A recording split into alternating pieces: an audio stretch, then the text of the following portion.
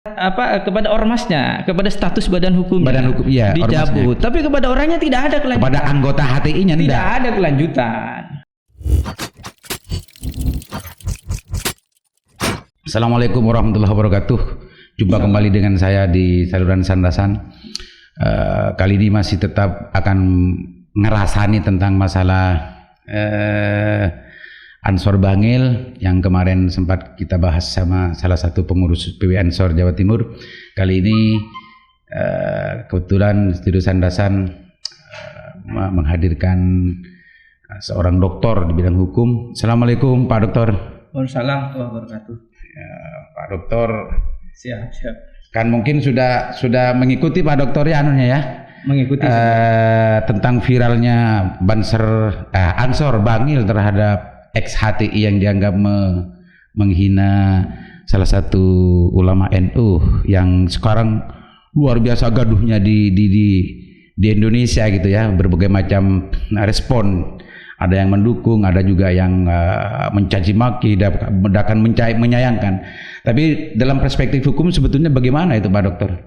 Ya, baik. Saya mengikuti, walau sempat agak kaget juga ya, karena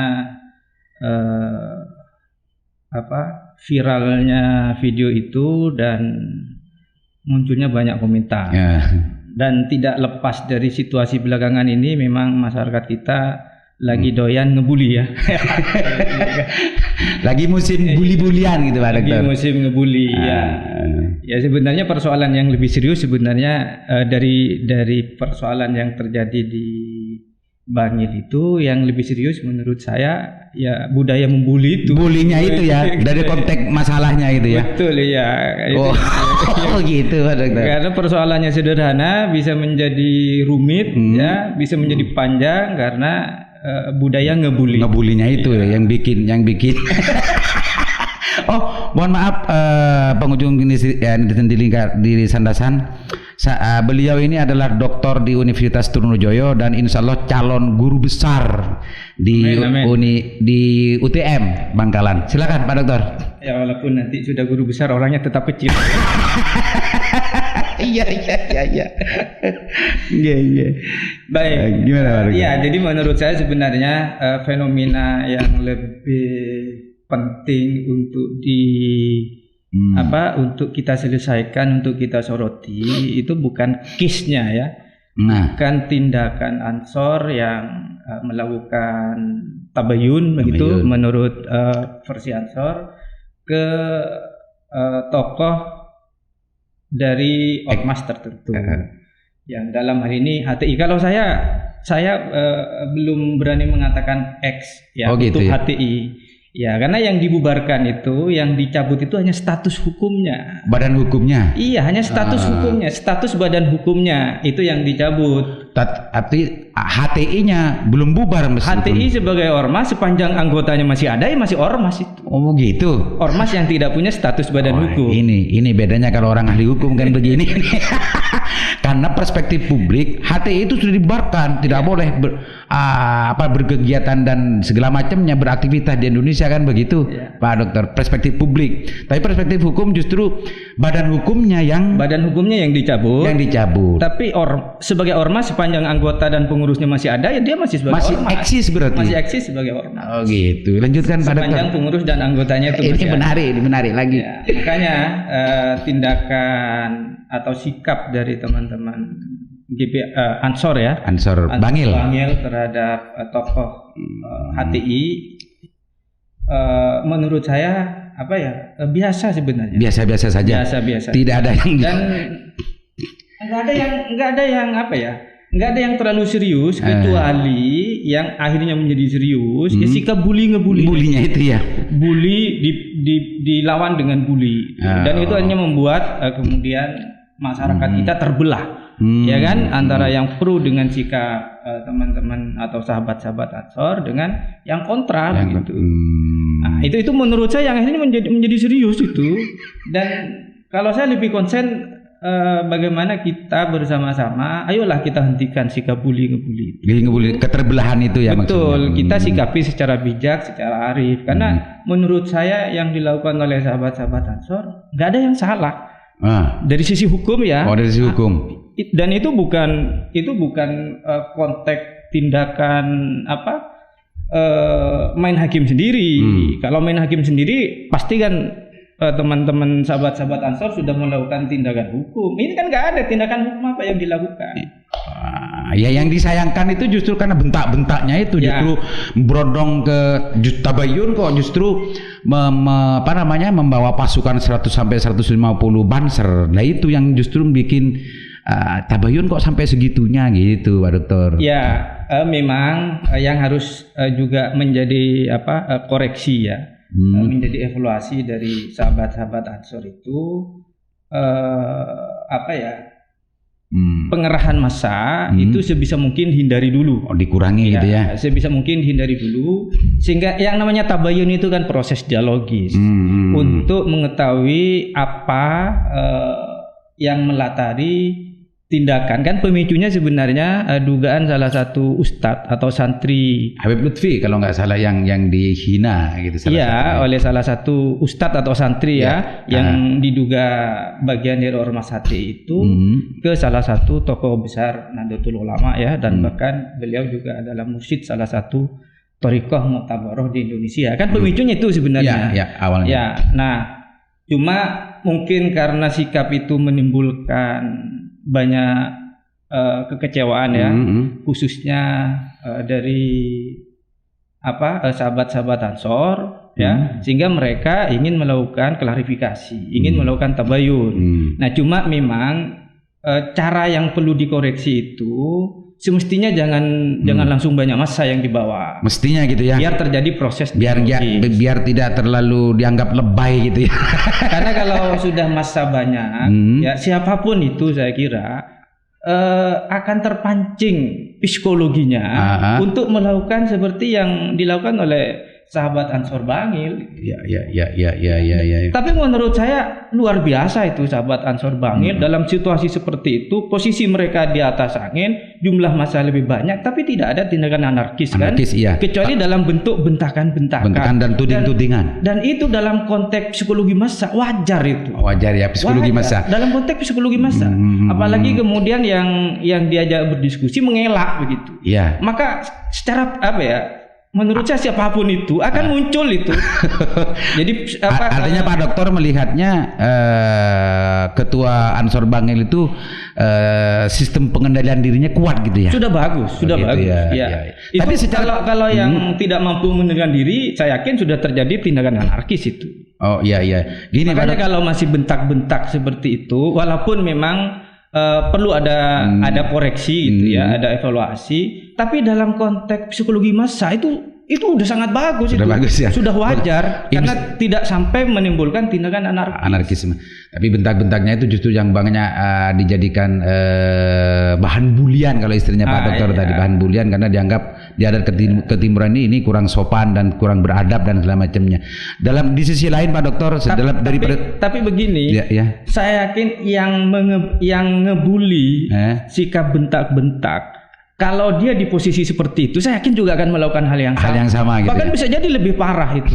Karena memang psikologi massa seperti itu. Problemnya kan tidak di situ, Pak Dokter. Kenapa Ansor kok ujuk-ujuk langsung ke sana dengan seperti itu sehingga menimbulkan situasi seperti itu?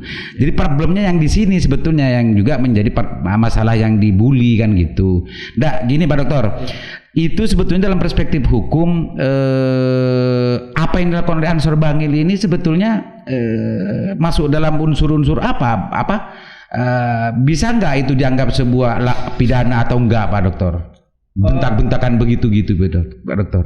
Kalau menurut saya kalau dalam konteks hanya bentak-bentak seperti itu dalam proses dialog begitu nggak ada masalah. Nggak ada masalah ya. Saya kecuali kemudian diikuti dengan tindakan anarkisme atau tindakan-tindakan pengrusakan barang itu lain lagi.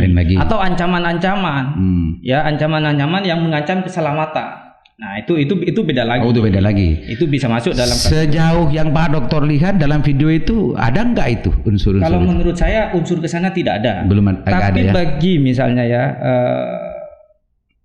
ustadz atau kiai yang dibentak merasa dirugikan dengan sikap GP Ansor, ya tinggal laporkan aja. Silakan biar aja. Diproses. Cuma kalau menurut saya secara hukum tidak ada. Tidak ada itu ya. Secara hukum tidak ada.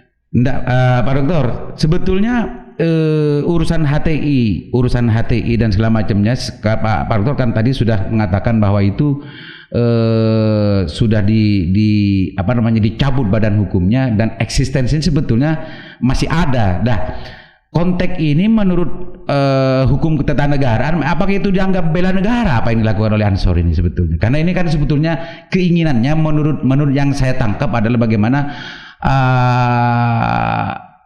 apa yang dilakukan oleh HTI, apa yang diperjuangkan oleh HTI itu justru akan mengganggu terhadap persatuan dan kesatuan bangsa.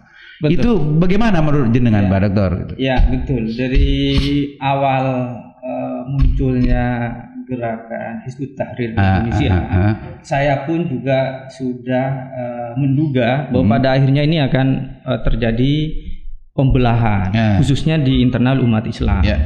Karena HTI itu kan mengusung khilafah. Ya, yang dikenal dengan ideologi khilafah, walaupun kalau disebut ideologi diperdebatkan juga ya. Diperdebatkan lagi.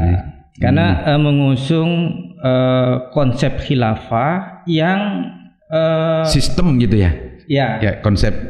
Jadi sistem pemerintahan menurut mereka yang disebut dengan konsep khilafah itu yang itu diabsolutkan, ya, bahkan dijadikan doktrin gerakan. Ya, jadi ingat, khilafah itu bagi HTI tidak hanya sebatas konsep sistem pemerintahan, tapi dijadikan doktrin gerakan. Fardhu ain gitu ya. Ya, hampir semua dakwahnya HTI itu pasti doktrinnya itu. Seakan-akan khilafah itu solusi dari seluruh persoalan. Kalau ingin selesai persoalan bangsa ini ya khilafah, kan gitu. Jadi jadikan doktrin gerakan. Dijadikan doktrin gerakan. Dan itu sangat tertutup itu. Maksudnya tidak memberikan ruang kebenaran bagi yang berbeda pemikiran. Kebenaran absolut menurut mereka gitu ya. Sehingga saya menduga wah ini akan menimbulkan perpecahan, khususnya di internal umat Islam. Jadi dalam konteks ini langkah yang dilakukan oleh Ansor Bangil ada unsur apresiasinya, Pak Dokter, kalau begitu. Dalam konteks pencegahan penyebaran ideologi khilafah harus diapresiasi. Begitu. Ya, walaupun memang harus dikoreksi ya, langkah-langkah. Cara-cara itu menurut saya harus lebih mengedepankan dialog.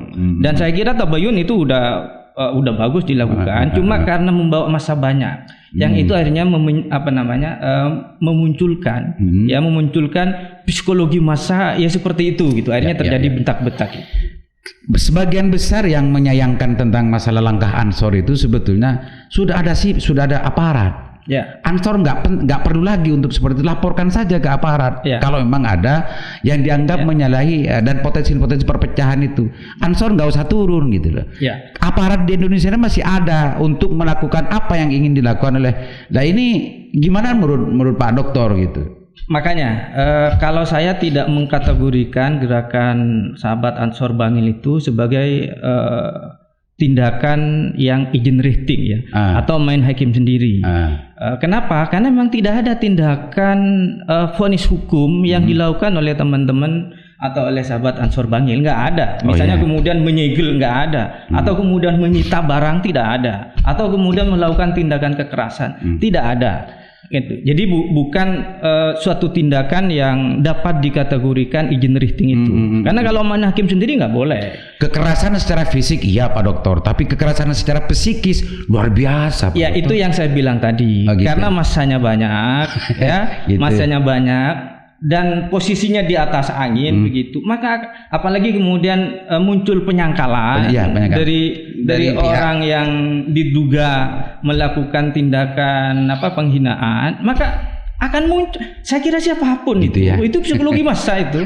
Psikologi massa. Makanya saya apresiasi, saya hormat karena tidak sampai ada anarkis ya, muncul tindakan anarkis atau pengerusakan terhadap barang-barang itu udah luar biasa itu. Di sisi lain pengendaliannya. Pak Dokter melihat nggak ini kita kan jauh dengan Bangil ya. Tapi menurut sebagian yang saya dapatkan informasi sebetulnya kalau di daerah Bangil itu bukan sesuatu yang rahasia lagi tentang masalah gerakan-gerakan yang dilakukan oleh orang ini gitu sebetulnya.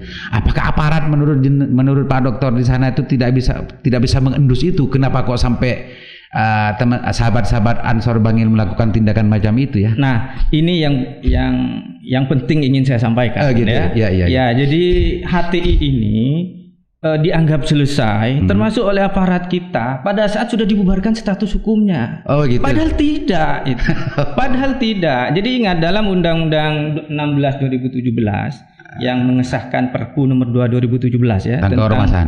Ya, tentang perubahan Undang-Undang nomor 17 tahun 2013 tentang ormas itu yang diatur di dalam Undang-Undang 16 2017 itu tidak semata-mata hanya pembubaran ormas yang dianggap melanggar Pancasila dan UUD 45, tapi juga tindakan-tindakan anggota dan para pengurusnya itu juga diatur.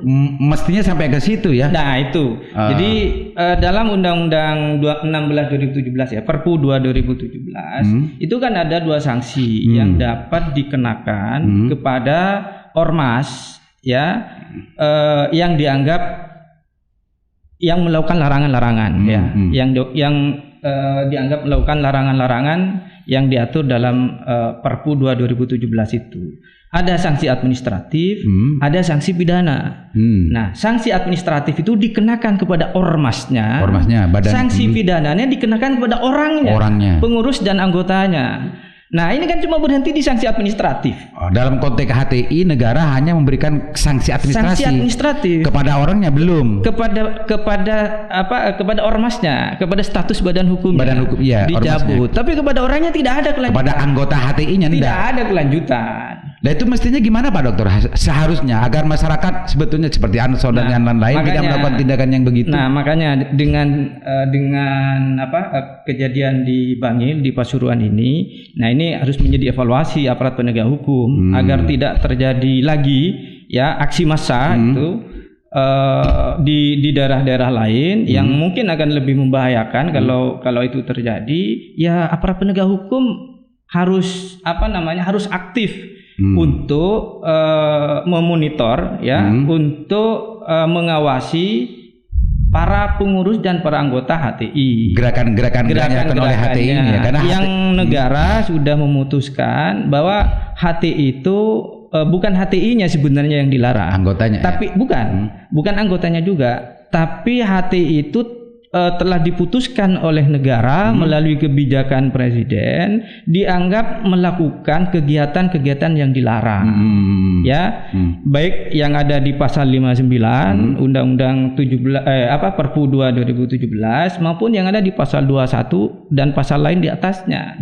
Itu sudah keputusan final negara itu. Dan keputusan final negara itu sudah diuji oleh HTI ke pengadilan sampai ke Mahkamah Agung. Kalah. Dan diputuskan bahwa kebijakan negara itu sudah benar. Benar gitu ya. Iya. Jadi menurut Pak Dokter dengan kata lain mestinya negara ini tidak selesai dia hanya sekedar memberikan sanksi administrasi dong. Betul. Harus menindaklanjuti dari apa yang sudah dilakukan ini sampai kepada aktivitas dari anggota yang selama ini dilarang. Karena pada prinsipnya substansi yang dilarang adalah kegiatan HTI. Betul. Iya. Nah ini akan colongan apa enggak kira-kira negara? Nah itu menurut saya negara mungkin ya merasa selesai pada saat status badan hukum HTI udah dibubarkan. Oh gitu, selesai di situ. Iya, padahal kalau baca di pasal 81, 82 ya itu mengatur tentang sanksi pidana, dan sanksi pidana itu ke pengurus dan anggota yang melakukan kegiatan ABC lah, dan di situ sudah dikualifikasi kegiatan ke-HTI-annya itu, maksudnya yang kan sudah dilarang ke-HTI-annya itu. Betul.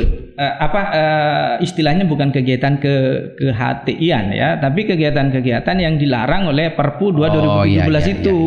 Termasuk diantaranya adalah mengembangkan, menyebarkan paham yang bertentangan dengan Pancasila dan Negara Kesatuan Republik Indonesia. Artinya paham-paham yang ingin merubah bentuk negara kesatuan Republik Indonesia yang ingin merubah dasar negara Pancasila. Itu dilarang, kegiatan menyebarnya itu. Kalau hanya dia sendiri yang punya keyakinan seperti itu tapi tidak disebarkan ke orang, dia nggak bisa dihukum. Oh gitu. Tapi pada sudah disebarkan ke orang sebagai gerakan politik, ya itu kan tentu sudah gerakan politik karena sudah mau merubah negara itu kan. Itu yang kena gitu ya, yang kena pidananya itu. Kena.